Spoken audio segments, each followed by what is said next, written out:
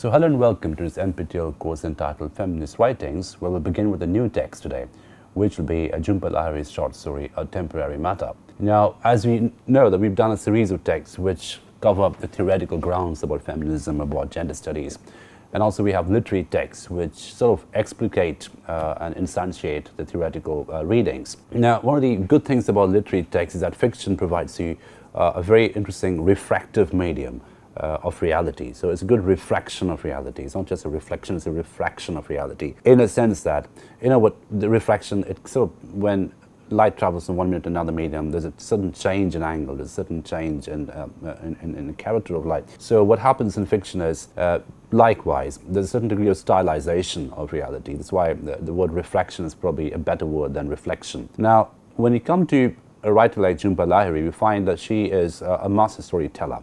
She is someone who is very meticulous in her descriptions of lived experience, embodied experience, about the density of communication or the lack of density of communication. And one of the key things, one of the key characteristics in her work is the idea of intimacy. So she's really one of the key artists in terms of storytelling medium of intimacy, in terms of describing intimacy, in terms of explicating intimacy, etc. And that's something that, and there's a tradition of literary fiction which, has that sort of thing. So you can go back to Maupassant, Chekhov, and she very much belongs to that tradition of short story writing. The very Maupassant, Chekhovian kind of short story writing, which is about domestic, intimate matters. But that intimate matter can actually become a macro reality. It can sort of throw light on a bigger structure, on a wider structure of reality, which is more political, which can be more discursive in quality. And one of the things we have been very keen on emphasizing throughout this course is the idea of the entanglement, if you will, between corporeality and discursivity, right? So, they're not really watertight compartments. They're not really set apart from each other. So the corporeal experience is almost always discursive in quality. It's almost always political in quality. It has a political angle. It has a political situatedness to it, which makes it obviously more corporeal in quality. So they sort of complement each other, one another, the two qualities. And if you look at Lahiri's writing, you find this is obviously from the short story collection Interpreter of Maladies, which won the Pulitzer Award, as I'm sure all of you know. But one of the key things you find across the writing, so whether it's short fiction or the longer works that she's produced, like Namesake, we find that there's a lot of human interaction, human intimacy, human conversation, which are described in great details. And that's another thing that you find running throughout her work. The very keen attention to details, the very meticulous attention paid to details. Very, very small things, very ordinary things, but then looked at in such intensity that it becomes extraordinary in quality. And that's something which we find, we found, for instance, in this course, in even Dunya Mikhail's poetry, the Iraqi Nights, for instance, which really, in a way, it poeticizes ordinariness. It tries to lay claim to ordinariness. It tries to sort of tell you that ordinariness is not something which you take for granted. Ordinariness is something which can actually be life-giving, which can actually be very, very meaningful. It is what we do every day, ordinariness. It is what we consume every day. It is what we navigate with every day. Now, this particular story, A Temporary Matter, we find that a lot of attention is paid to seemingly banal details, seemingly superficial details, seemingly meaningless details, things which seemingly don't really matter much. But if you pay closer attention to it, you find that those are details, those are banal things which actually reflect or which throw light on darker, deeper aspects of human reality, of human embodiedness, of human conversations. And obviously, there's a constant connection going on between the intimate, micro, small, ordinary things and the bigger, macro, more structural, more discursive things. And that interaction is something which Lahiri navigates with great balance, with great, in a very delicate manner. And that's something which makes such a compelling storyteller. So this is a story about a couple, about an Indian couple living in America. The man in this story is this person called Sukumar, who is a PhD scholar in an American university, and a woman, Shobha, she works in a particular advertisement agency, and this is a story about what happens to them, and it's a story about the intimacy that they share, the lack of intimacy, the lack of the crisis of conversation, the crisis of communication. And of course, there's a deeper, darker, spectral presence in the story. I'm not going to give it away right now, but as you read the story, you find that there is this deeper, darker presence in the story, which is sort of brooding throughout the narrative, which is very seldom mentioned, which comes much later. But we find by the time we reach the end of the story, or even the middle of the story, you find it's actually about that all the time. And all these superficial details in the foreground are all very strategically described. So the details about kitchen, details about the drawing room, details about the the dresses that people wear, they all mean something, and they all keep connecting to a deeper, darker sort of kernel, which is there in the middle of the story, which is a kernel of loss, a kernel of absence, a sort of a spectral presence which is there throughout. Now, also, if you look at the title, A Temporary Matter, if you read it randomly, if you just come by this phrase, a temporary matter, you sort of more often than not we think of it in terms of something banal, something superficial, something not quite so meaningful. It's a temporary matter, it will come and go. There's a degree of temporality about it. But then, as you read the story over and over again, as you move into the narrative, you find that this actually becomes, again, darker, denser, and deeper. And we find that a temporary matter is actually about something which is not quite so temporary. It is actually about permanence. It's actually about perpetuity. And the permanence could be a permanence of loss, a permanence of absence, a permanence of crisis, etc. So there is that, to sum up, there is a very interesting dialogic relationship between the superficial and the deep, between the seemingly ordinary and the extraordinary, between the banal and the intense, and between the flippant and the profound in Lahiri's fiction. And that connection is consistently maintained in her writing, in her narratives, which makes it actually such a dense, beautiful, delicate piece of work. And like I said, she is very much a part of the tradition of sort of the Chekhovian, almost Proustian tradition of dense descriptions, right? And dense description obviously means that you pay a lot of attention to the details set around the architecture of the story, the architectonic of the story, for instance. You talk about the electricity, you talk about the blanket, you talk about the furniture, you talk about the utensils, you talk about the food, and all these things, they all keep connecting to some deeper, darker, denser truth, which is always there, suspended in some spectral sort of landscape in the story. Okay, so right, so with that we dive into the story and we sort of look at what the story contains in terms of content and descriptions. Okay, so this is A Temporary Matter by Jhumpa Lahiri. The notice informed them that it was a temporary matter. For 5 days, the electricity would be cut off for 1 hour beginning at 8 p.m. A line had gone down in the last snowstorm, and the repairmen were going to take advantage of the milder evenings to set it right. The work would affect only the houses on the quiet tree-lined street, within walking distance of a row of brick-faced stores and a trolley shop, where Shobha and Shukumar had lived for 3 years. So if you look at the opening paragraph, you find that, again, a very keen attention to details. It talks about the brick-faced stores, the tree-lined street. All these things are very carefully and sort of almost with a lot of love detailed out for us. Everything is very carefully curated and described and delineated and mapped in front of us. So we have a landscape immediately in our mind. And then we are told that this is a temporary matter, and we are told what is a temporary matter, and the temporary matter is something very, very external, apparently, at this point of time, very material. So there'll be some repair work going on in the electricity line. So for 5 days, the electricity of Shobha and Shukumar, who live in this neighborhood, they were cut off for 1 hour, okay, beginning at 8 p.m. So from 8 p.m. to 9 p.m. every day for the next 5 days, there'll be electricity, a power cut because of some repair work going on. So the notice had come that this is a temporary matter and there's an apology for the inconvenience which this might cause. So the repairmen will sort of work on this electricity line, which was affected the last snowstorm, but because its evenings are milder, they will take care of it during the night. And of course, this work would affect only the houses where Shobha and Shukumar live, the quiet tree-lined street within walking distance of a row of brick-faced stores and a trolley shop. So that's the neighborhood described for us, where Shobha and Shukumar had lived for 3 years. So what you find is there's a lot of spatio-temporal detail which is delineated for all of us. Spaces are mapped out very well, spaces are described very well, and also time, because we are told that For instance, the first instance of time, the first reference of time is 5 days, and we're told that electricity will not come for 1 hour. Again, another instance of a little spot of time, for 1 hour from 8 p.m. to 9 p.m. for the next 5 days. And this is a neighborhood where Shobha and Shukumar had lived for 3 years.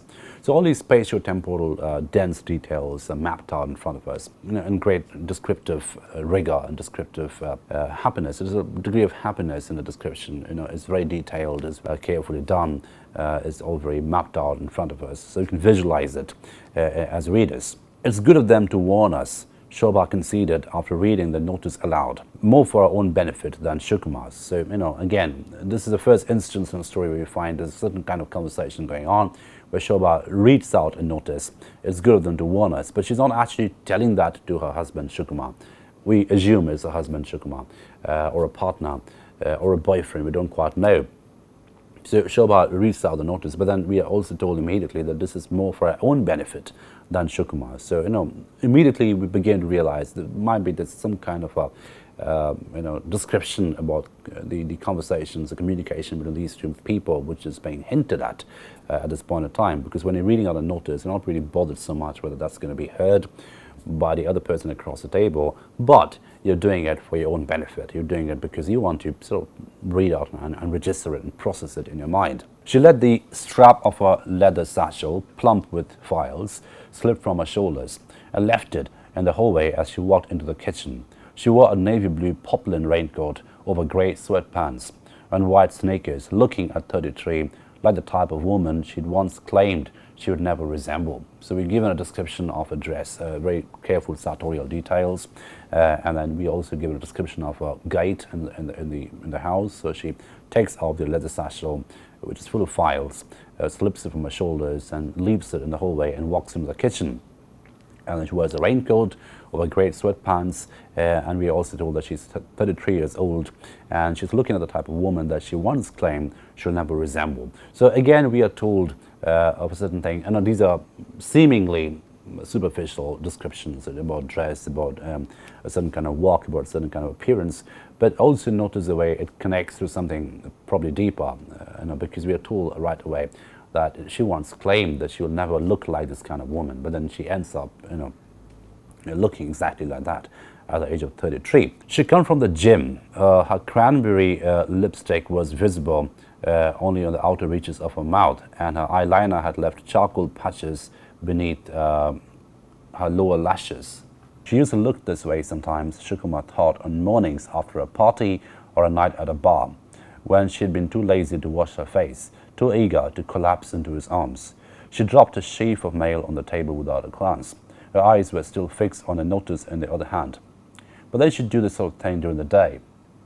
So again, we're given very detailed descriptions of her look. We're told that she has cranberry lipstick and her eyeliner has charcoal patches, and then we get a flashback in time. We're told that this is how she used to look many years ago, presumably, when she would go to a bar and party in a bar, or just to a party, and come back and be too lazy to take off her makeup, wash her face, and then just collapse in her arms. So that kind of a description of past seems to suggest that there's something very different in terms of how she lives now. So that seems to be like a fun-filled past. That seems to be a past of happiness and romance and love, compared to which the present perhaps is a bit more dry, is perhaps a bit more dark. We don't quite know. We don't know the details as yet, but again, we are given hints after hints, and we as readers are supposed, as competent readers, we're supposed to hazard a guess in terms of how this might have worked out. And then, interestingly, she says she's still looking at the notice which came from the electricity board, and she says they should do this sort of thing during the day. She says that the day is a time when people go out to work, when people go out to the offices, so that's a better time to cut off the power for 1 hour if they have to do it. When I am here, you mean, Shukumar said. He put a glass lid on a pot of lamb, adjusting it so only the slightest bit of steam could escape. Since January, he'd been working at home, trying to complete the final chapters of his dissertation on agrarian revolts in India. When do the repairs start? So this is the information we get at this moment. We realize, we are told that Shukumar, the man, he lives at home, he stays at home, he works from home, and he's presumably working on a PhD. He's presumably working on his dissertation on the subject of agrarian revolts in India, right? And Shobha, on the other hand, she presumably works outside of home. She goes to an office to work. So Sukumar works from home, working on a PhD, where Shobha is someone who's outside working on something, maybe a company. We don't quite know the details yet. And we're also told that Sukumar is the person cooking for them. So he's cooking lamb, a pot of lamb, and then he's doing it as delicately as possible, in terms of adjusting the steam, etc. And then the question starts: when do the repairs start? So when will when will the power cut start? It says March 19. It's today the 19th. Shobha walked over to the framed corkboard that hung on the wall by the fridge, bare except for a calendar of William Morris wallpaper patterns. So the bare refrigerator is again symbolic of something, maybe, there's a degree of bareness, a bare quality in their lives that you don't quite know. It just has one little calendar containing a William Morris wallpaper pattern. She looked at it as if for the first time, studying the wallpaper pattern carefully on the top half before allowing her eyes to fall to the numbered grid on the bottom. A friend had sent the calendar in the mail as a Christmas gift, even though Shobha and Sukumar hadn't celebrated Christmas that year. Again, we're given a bit of half information. We're told that they hadn't celebrated Christmas that year. We don't quite know why. Again, we get hint after hint that there's some kind of sadness, some kind of absence, some kind of loss which may have occurred, because we get flashbacks of times which are happy and euphoric and fun-filled, etc. And compare and contrast to that, we have time now which is sort of seemingly bare and minimalist.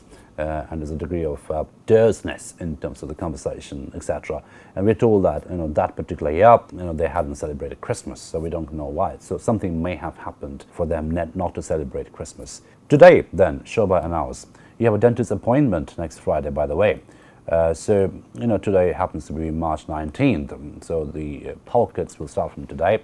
And then she tells him they have a dentist appointment next Friday, by the way. He ran his tongue over the tops of his teeth. He'd forgotten to brush them that morning. It wasn't the first time. He hadn't left the house at all that day, or the day before. The more Shobha stayed out, the more she began putting in extra hours at work and taking on additional projects.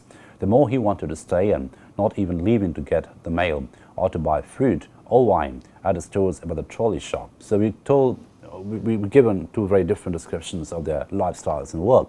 We're told that Shobha is someone who's constantly looking for work outside, taking on additional projects, one project after another project, whereas Sukumar is getting more and more withdrawn. I mean, he stays in the house almost all day, doesn't brush his teeth sometimes, doesn't do anything outside what he's supposed to do in terms of household chores, and doesn't even leave to get the mail sometimes, or to buy fruit or wine at the stores, right? So he doesn't step out to get fruits and wine and, to get the mail. So a very different kind of lifestyle. Shobha is always wanting to stay out. Sukumar is always wanting to stay in.